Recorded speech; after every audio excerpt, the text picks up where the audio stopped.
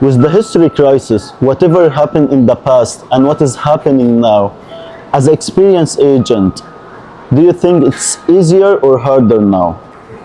I think what I find right now is more the conversations I'm having are qualitative conversations. I feel there's more seriousness involved as opposed to sort of speculative conversations. So, I mean, in my experience, because I'm dealing in more townhouse and villa communities, it's more end user focused.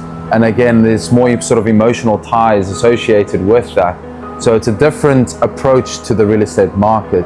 Whereas, of course, if we're talking generally speaking, with apartments, of course, as a market segment, they are forecasting a slump, right, in that.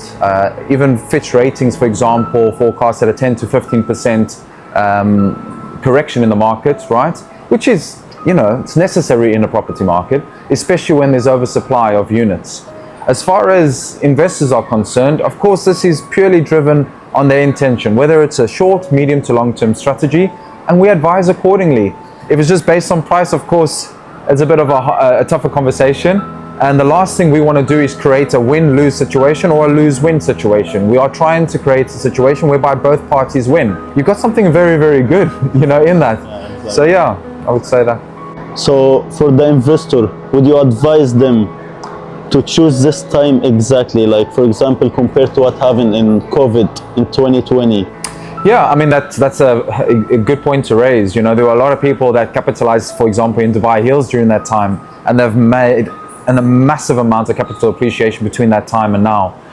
So I would say, yes, the same rule applies. Of course, we haven't had as much of a sharp curve as yet, or, you know, correction as yet. But again, it's still early days. It takes time to tell. Maybe the next 1, 2, 3 months will show even a sharper decrease in valuations, but we don't know. We don't have a crystal ball. Developers, of course, are doing really attractive payment plans.